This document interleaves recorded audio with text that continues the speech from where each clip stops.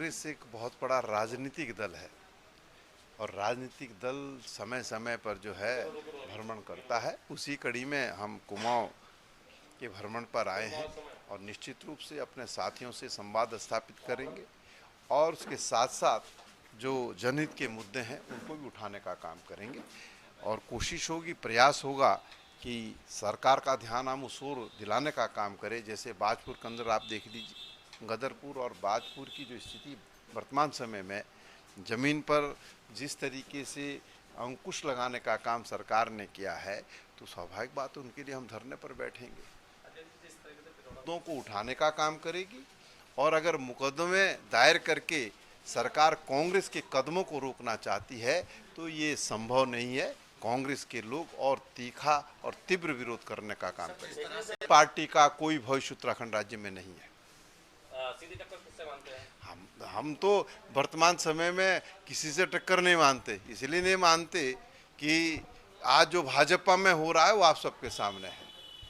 आज लोग भारतीय जनता पार्टी से त्रस्त हैं, कांग्रेस की ओर देख रहे हैं और प्रचंड बहुमत के साथ कांग्रेस जो है इस सूबे के अंदर जो है 2022 में सरकार बनाने जा रही है। अध्यक्ष जी, बात की जाए पिछले दिनों महेश नेगी प्रकरण की, तो उसमें कहीं ना कहीं कांग्रेस पीछे रह गई थी क्योंकि विपक्ष के नाते आम आदमी पार्टी तो बाजी मार गई। क्या कहेंगे? देखिए, जिस दिन से एक महिला द्वारा भारतीय जनता पार्टी के विधायक पर ये आरोप लगाया गया कि विधायक द्वारा उनका शारीरिक शोषण किया गया और उस शारीरिक शोषण में एक बच्ची को भी जो है जन्म देने का काम उस महिला ने किया है, हम उस दिन से लगातार धरना प्रदर्शन करने का काम कर रहे हैं। अब अगर आप भी जो है आप ही को देख रहे हैं तब हम कुछ नहीं करते थे, लेकिन हम उस दिन से लगातार धरना प्रदर्शन करने का काम कर रहे हैं और हम सरकार से कह रहे हैं कि देखिए, एक महिला कह रही है कि मेरी बच्ची का डीएनए कराया जाए, विधायक का भी डीएनए कराया जाए, तो स्थिति स्पष्ट हो जाएगी। लेकिन सत्ता के दबाव में पुलिस प्रशासन जो है कार्य कर रहा है। डीएनए की जो कार्रवाई आगे गतिमान होनी चाहिए थी वो कार्रवाई नहीं हो पा रही है। सरकार जो है पुलिस को कहे, मुख्यमंत्री जी कह रहे हैं, बड़ी अजीबोगरीब बात है, ऐसी कैसी सरकार है भाई। मुख्यमंत्री कह रहे हैं कि विधायक डीएनए के लिए तैयार है। अगर विधायक डीएनए के लिए तैयार है तो इसकी पहल कौन करेगा? इसकी पहल तो पुलिस प्रशासन करेगा, न्यायालय में जाए और डीएनए की जो है परमिशन ले। लेकिन क्या कहना, हाथ कांगन को आरसी क्या, पढ़े लिखे को फारसी क्या। उत्तराखंड की जनता देख रही है कि सत्ता पक्ष के विधायक कह रहे हैं कि सरकार भ्रष्ट है, तो आप अंदाजा लगा सकते हैं कि भाजपा का क्या भविष्य इस प्रदेश के अंदर है। अच्छी बात है।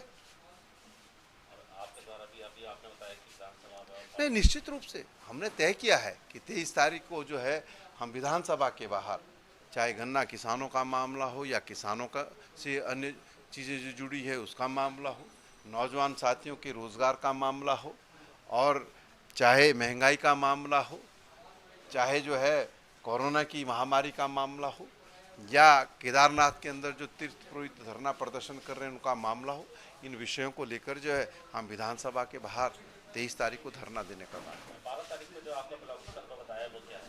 देखिए, 12 तारीख को हर ब्लॉक स्तर पर नौजवान साथियों से भारतीय जनता पार्टी ने जो वादा किया था कि डबल इंजन की सरकार आप बनाइए, हम नौजवान साथियों को रोज़गार देने का काम करेंगे। रोज़गार देना तो बहुत दूर की बात, इस सरकार ने नौजवान साथियों के रोज़गार को छीनने का काम किया है। इसके विरोध में कांग्रेस ने 12 तारीख को जो है ब्लॉक मुख्यालय पर सोशल डिस्टेंसिंग का पालन करते हुए जो है धरने का आयोजन किया है। देखिए, मांग हम एक विषय हो तो बताएं, हम तो सबसे महत्वपूर्ण विषय ये है कि आज सत्ता पक्ष के विधायक ये आरोप सरकार पर लगा रहे हैं कि सरकार भ्रष्ट है। तो भाई मुख्यमंत्री जी को स्वतः ही सुने, मुख्यमंत्री जी को स्वतः ही जो त्याग, मैंने कहा, ये नहीं कहा सत्ता पक्ष के काम विधायक जो विपक्ष का काम कर रहे हैं। आज सरकार की हालत ये है, हम तो बहुत दूर की चीज़ है, हम तो विपक्ष में, लेकिन सत्ता पक्ष के विधायक ही सरकार से त्रस्त हैं और त्रस्त इसलिए हैं क्योंकि 2022 सामने है और विधायक समझ रहे हैं इस बात को कि सरकार के रहते हुए उनकी वापसी नहीं हो सकती है, इसलिए वो अपनी पीड़ा का इजहार कर रहे हैं। और मैं कहना चाहता हूँ, विपक्ष तो लगाता ही है, हम तो हमेशा ही आरोप लगाते हैं कि सरकार भ्रष्ट सर से पांव तक भ्रष्टाचार में डूबी हुई है। 100 दिन के अंदर लोकायुक्त की बात की थी, लोकायुक्त नहीं लाया, सदन से लेकर सड़क तक हम विरोध कर रहे हैं, लेकिन शायद कहीं पर उस विरोध को जो है आप भी नजरअंदाज कर जाते हैं। लेकिन आज तो सत्ता पक्ष के लोग आरोप लगा रहे हैं भाई, तो जब सत्ता पक्ष के लोग आरोप लगा रहे हैं तो मुख्यमंत्री की नैतिकता यह बनती है कि उसने त्याग पत्र दे देना चाहिए।